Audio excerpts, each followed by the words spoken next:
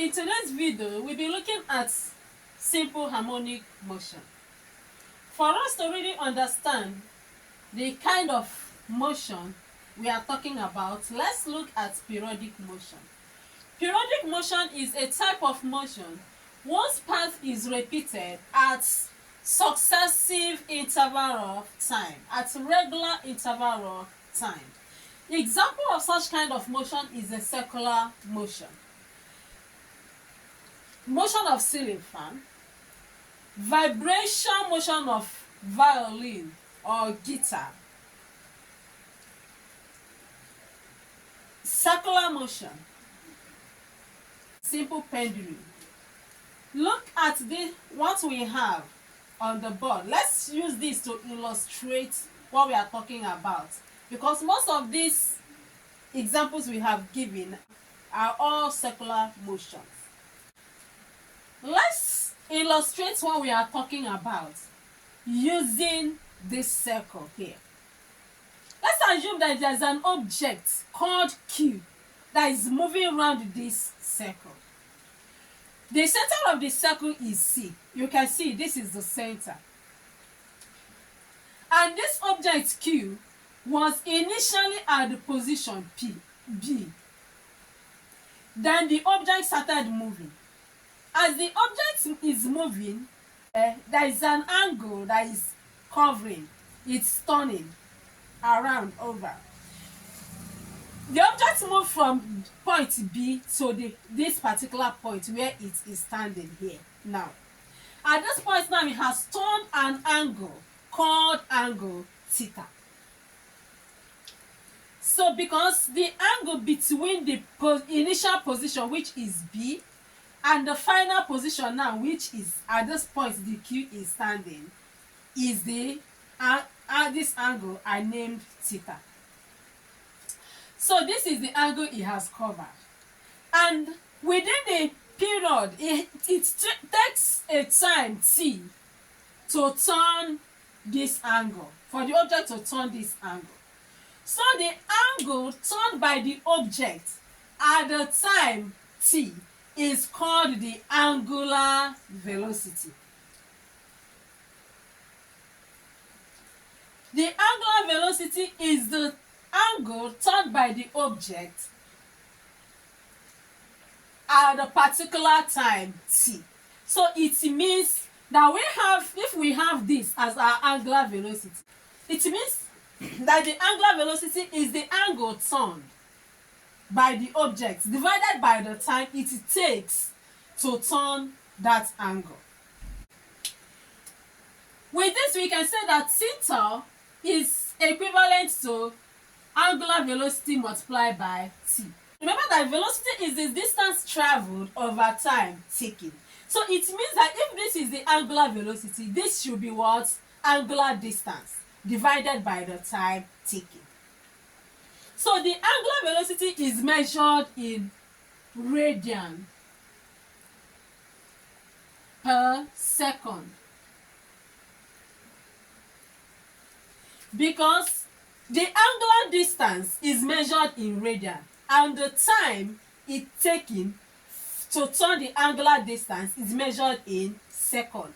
So if we have the angular distance divided by the time, it means the radian divided by the time, and divided by the second, because the angular distance is measured in radian and the time is measured in second. It means radian over second, and that is radian per second. I hope this is understandable. Okay, if we say that velocity is the distance divided by the time, we have that the distance is equal to velocity multiplied by the time. If we liken this to linear motion, we can see that the angular velocity, which can be likened to what? The linear velocity, is distance divided by time. Such that we can say that the distance is now speed multiplied by the time. So in that case now, we can say that the linear speed, which is the linear velocity v, is the same thing as what? Distance over time, which shows that the distance, which is s, is equal to vt. That is velocity multiplied by time. I hope this is understandable. Remember that linear velocity, which is the distance over time, is measured in meters per second, because the distance is measured in meters and the time is measured in second. So that means meters over second. That is meters per second. Now, also the linear distance, which we said is the velocity, linear velocity multiplied by the time, is measured in meter, because the velocity, we said velocity is meter per second, which is this, then multiplied by the t, which is second, measured in second, such that the second will cancel the second and the unit becomes the meter. As the body moves from this point B to the point A and back to the point B, this angle changes. You can see the angle here now will not be the same when it comes to this point. The angle has increased. When the object moves until it comes to the point A, the cube comes to the point A, they has moved the angle 180 degrees, angle on a semicircle, right? So you can see that as it's moving, the angle changes until it comes to point. So in this case, it means that it turns, the object Q turns angle from 0 to 360 degrees. That is angle on a complete circle. So, and remember we said that this angle is measured in a radian. So angle in 360 degrees, 360 degrees is equal to 2 pi radian. So angle at 180 degrees is equal to pi radian. So angle at the other 180 degrees is also equal to pi radian. So pi radian plus pi radian will give you 2 pi radian. I hope this is clear. Now let's look at the relationship between the angle in radian, the length of the arc, which is the distance it's covered, and the radius of the circle, which is the displacement. So this is the angle in radian. The angle in radian, that is the angular distance traveled, is equal to the distance covered, which is what? S, divided by the radius, which is the maximum displacement, R.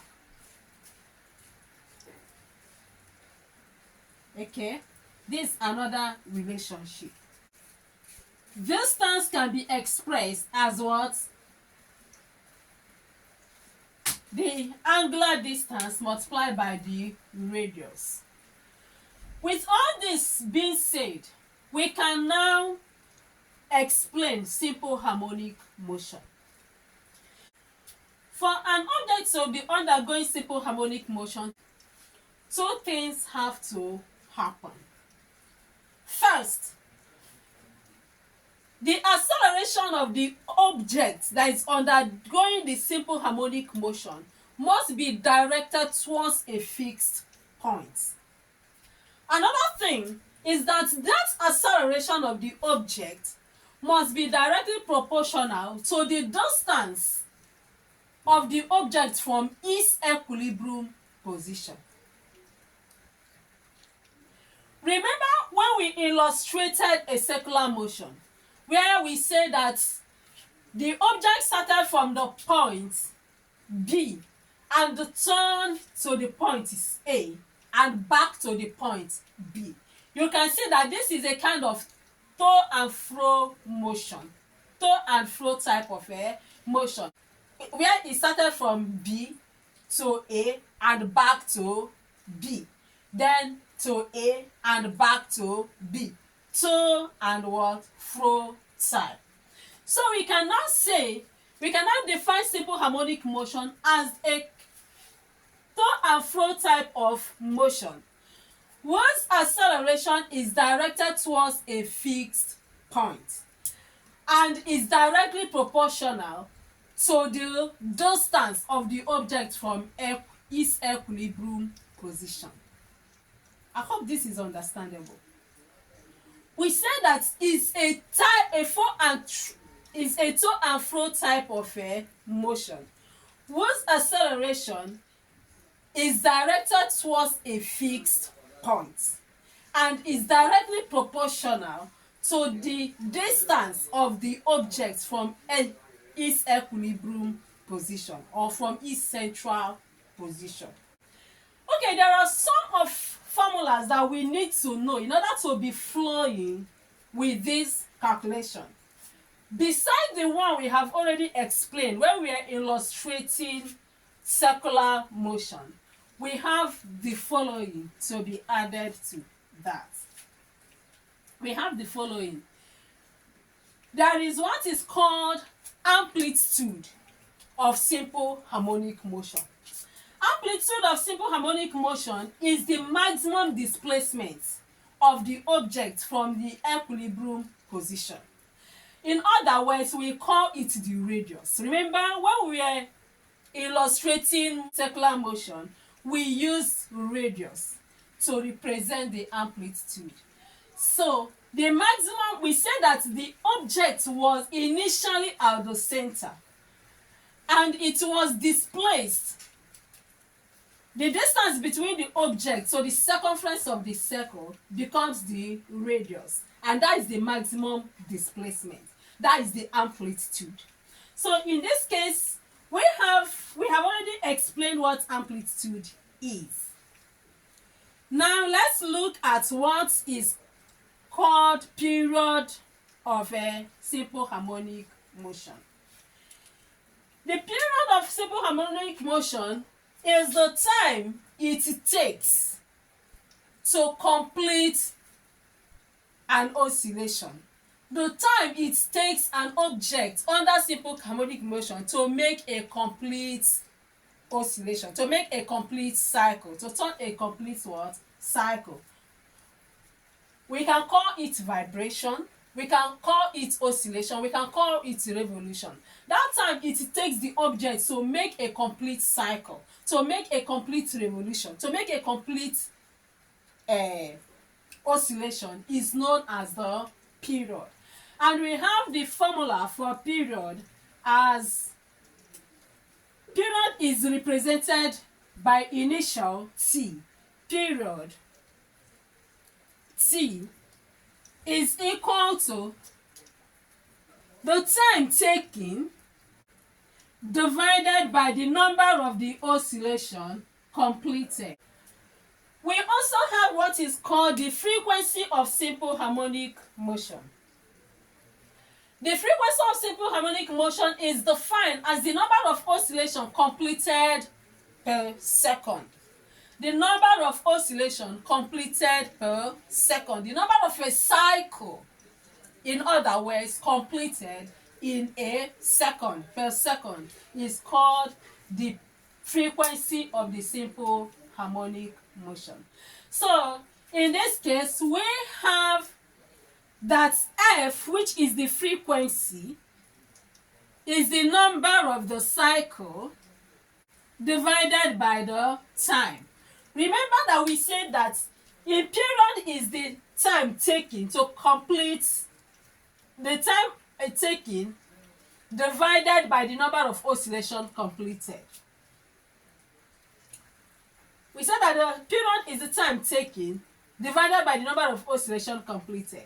And we said here that frequency is the number of oscillations completed. That is it, divided by the time taken. You can see that the frequency is reciprocal of the period. Period is reciprocal of the frequency. So the period is measured in what? In seconds. Then the frequency is measured in cycle per second. So in other words, is measured in hertz. This the SI units of frequency is hertz, which means cycle per second. Remember, this is number of cycle. This is time it takes. So, and the time is measured in seconds. So, cycle per second, which is hertz. In addition to the formulas we have explained, illustrated so far, these are other formulas that we need to know so that in order to be flowing with the topic. We have already known what W is here. This angular velocity. We say that angular velocity is 2 pi f. F is frequency. 2 pi f. And remember that we have already said that frequency is the reciprocal of what? Period. So it means that this can also be written as 2 pi divided by period. So we have already explained that this is linear velocity, and this is angular velocity, and this is what? The radius, which is the same thing as what? The amplitude. So it means that the linear velocity is equal to this, the product of angular velocity and the radius, which is the same thing as the product of the angular velocity and the amplitude of the motion. So, and the linear velocity we have explained that is measured in meters per second. Here we have angular acceleration, which is the square of the angular velocity multiplied by the radius, which is the same as the square of the angular velocity multiplied by the amplitude, and is measured in radians per second square. That is the unit. Then we can also use this formula to determine our linear acceleration, depending on what we have. Because each of the formula, for any of the formula we use, depends on the parameters given to you. In a situation where we have the angular velocity and we have the amplitude and the instantaneous displacement, that is x, it means that we can use this to find our linear velocity. And the x can be determined by the amplitude sine omega t, where t is the time. Now with this, let's go into some calculations. Where there is any need of any other explanation in terms of formula, we will still do as we move on.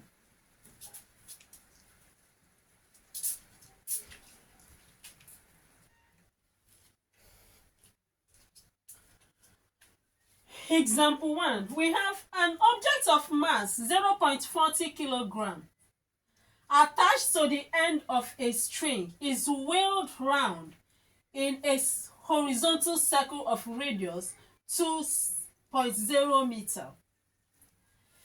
So as we read, we have to bring out our parameters. Solution. We have that the mass, is what? 0.40 kilograms. Then, and the radius, which is the amplitude, is equal to 2.0 meters. He said, with a constant speed of 8 meters per second, we have the speed. You can see, remember that the angular speed is measured in radian per second, Now, the linear speed is measured in meters per second. It means that what we are talking about here is the linear speed. So we have that v is equal to 8 meters per second. Then he said, calculate the angular velocity. With this, what do you think will be the formula we will use?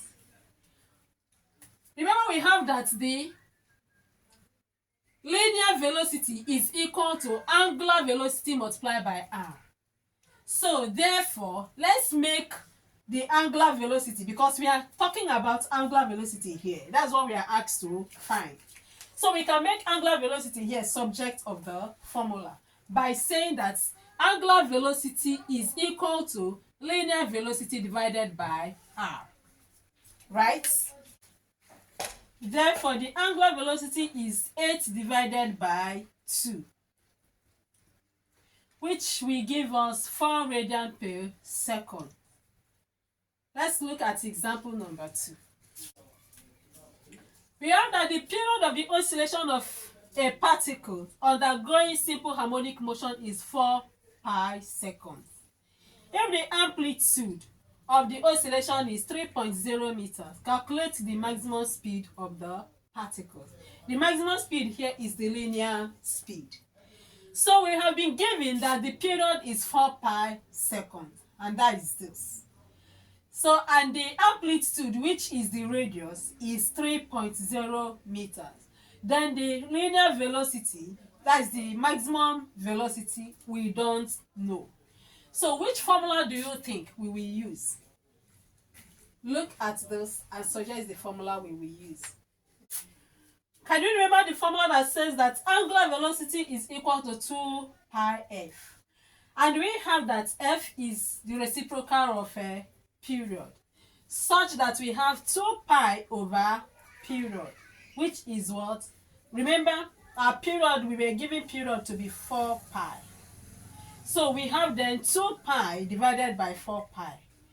Pi will cancel pi, such that 2 into itself is 1, 2 into 4 is 2. So we have 1 over 2, which is 0.5 radian per second. So we also have that linear velocity is equal to angular velocity multiplied by the radius, that is the amplitude. And we were given that the amplitude is 3.0 meters, which is 3 meters. So that's to say that the angular velocity which we have obtained as 0.5 multiplied by the amplitude, which is 3, and that gives us 1.5 meter per second, which is the linear speed, the maximum speed. In order not to make the video too long, let's stop here. In the next class, we will do more calculations on simple harmonic motion. Try this question. He said, a body under simple harmonic motion has linear velocity v and acceleration a when the instantaneous displacement x in cm from its maximum position is given as x equal to 2.5 sine 0.4 pi t, where t is the time in second. Find the magnitude of the maximum velocity, b, the maximum acceleration. Thank you. I hope we learned today. See you in the next class. Bye. Please, if you like this, click on the subscription button, click on the like button and then the bell, so that when next I upload new video, you will be notified to come and watch.